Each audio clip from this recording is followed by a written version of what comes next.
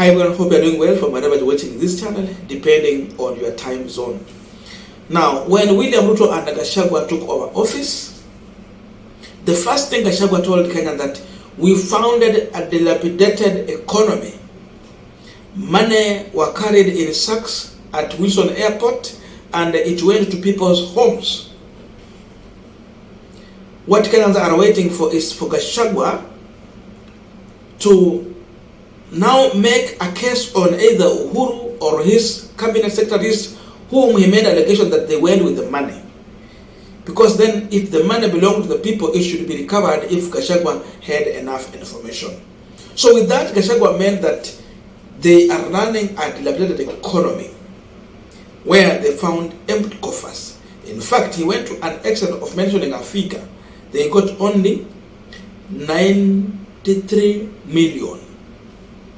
What shocked Kenyans is when we saw Gachagua and William Ruto renovating their offices. When Gachagua took over the current official residence, Ruto was living there. There was no renovation going on, but Gachagua started renovation. Then you go to State House. If there was no money, dilapidated economy, the other question was that how dare did William Ruto start to remove the tarmac carpet at State House and replace with cabros? Then the vehicles. So look at that. And they said they found dilapidated economy. Now we are trying to do a comparison with the Zambia president who took over office. And he was explaining how they were preparing to buy him new vehicle. But he rejected. To a tune of 1.5 million US dollars, luxurious vehicles. He said no, because he knew the economy that he was going to run and the people who put him in power. First of all, listen to Zambia president, then you compare to what Ruto and Gachagua did when they came to power. From there, you will conclude really who is the person who understand the pain in which the people he's leading are going through. Meters stand, 5,000 liter solar system, every market, anywhere in the country. Because the solar works everywhere. Where there's power, you put power. And you tell me that you are the city fathers and mothers, but there's no toilet at the market. If all you need is to put that ball plus a soakaway septic tank, what does that cost? All of that under 50,000 kwacha. Why are you using money to buy a VX for the mayor? That VX for the mayor can put toilets in all the markets in your constituency. Think along those lines.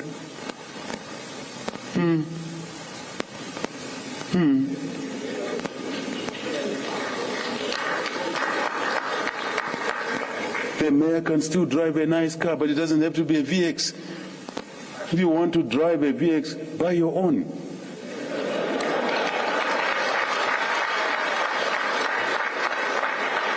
Buy your own. Why do you want to pretend?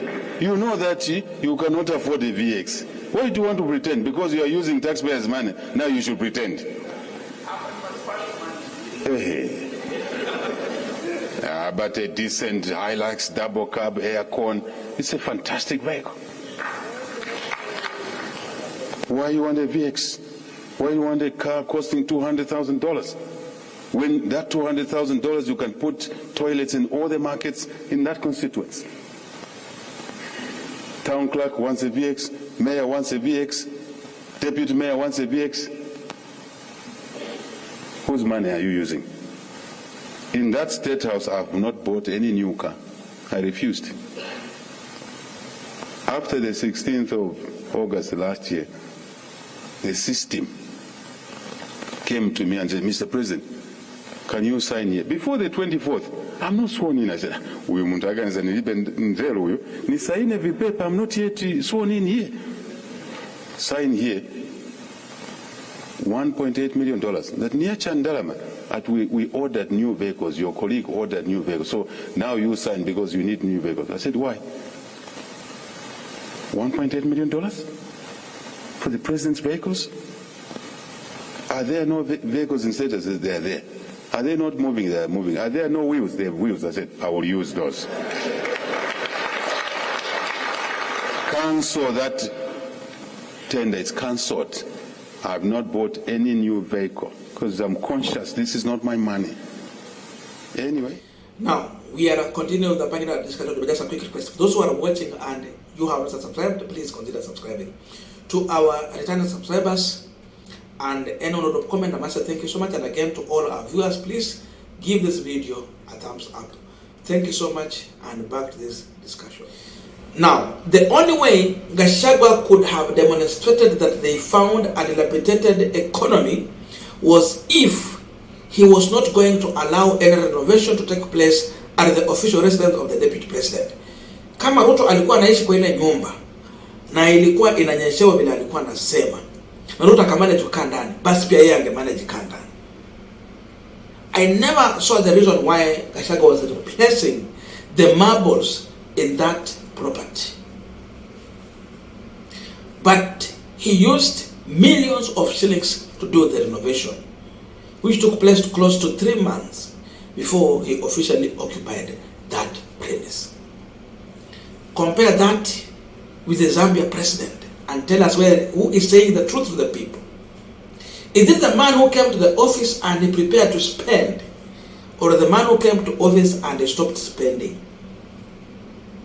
Look on the new vehicle that Gachagua bought. The budget that they gave to Gachagua, hundreds of millions to buy new vehicle. The question is, when Ruto left that office, was there any vehicle? What was he using? If Ruto was using those vehicles, where did the vehicle go? Why did Gachagua decide to buy all new vehicle? Fuel gasless. When there was vehicle in that office. If indeed there was a dilapidated economy, if indeed there was no money in the treasury, where did they get the money to buy this vehicle? So they decided to borrow money. You don't have money, you borrow to buy vehicle. And in a certain way saying that the economy is dilapidated. How can Ruto go far and buy a new vehicle? Uhuru was using, there was vehicles Uhuru was using. What was the problem for Ruto to use the same vehicle?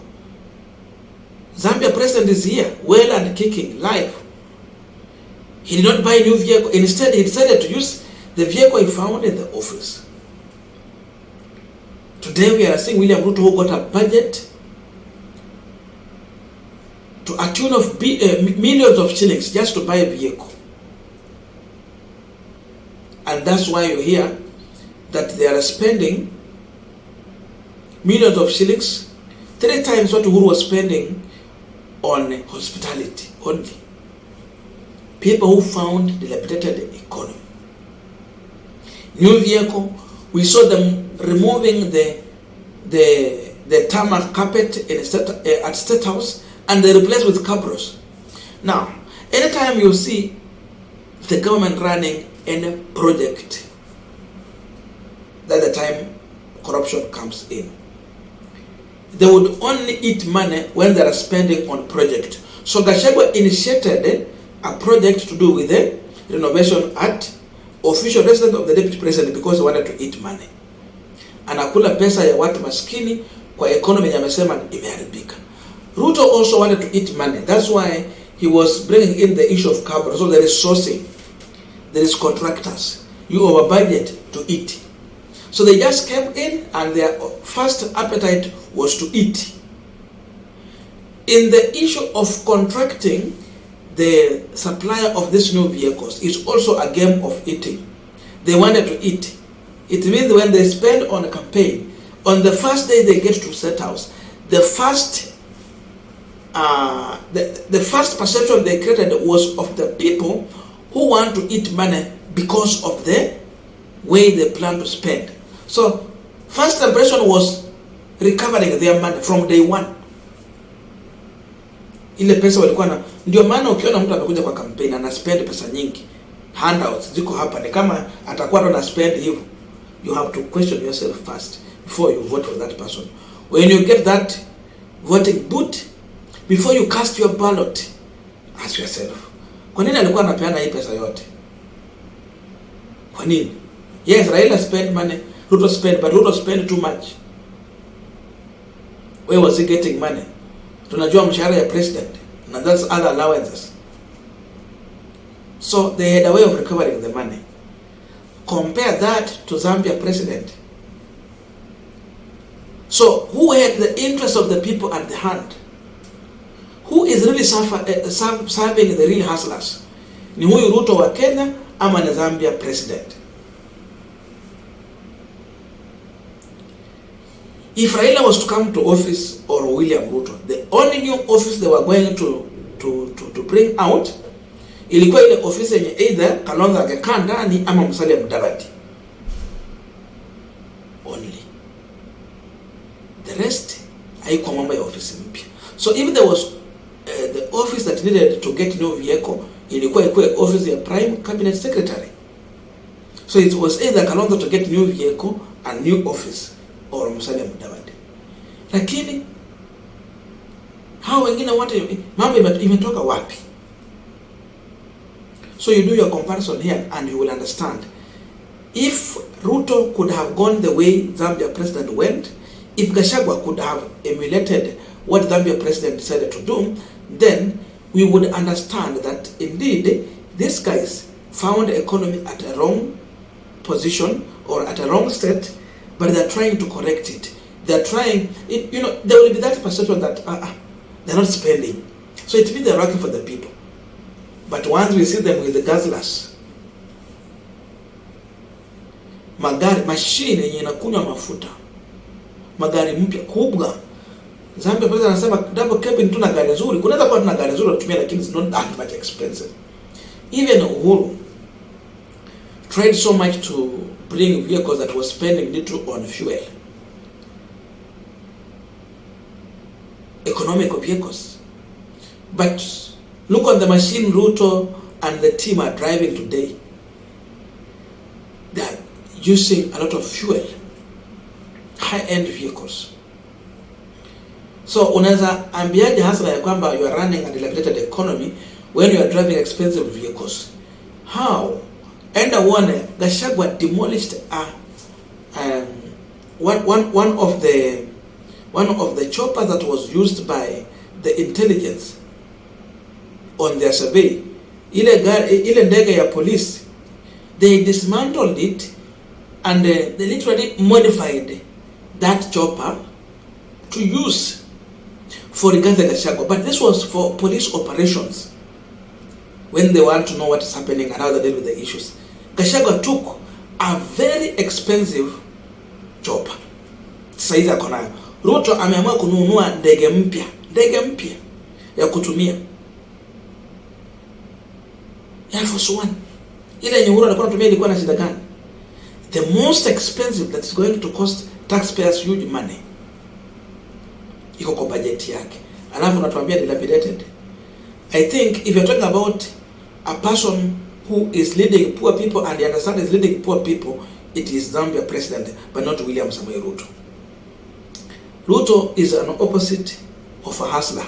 Zambia president can be the image of that hustler. So you do your comparison and you know where we are heading to.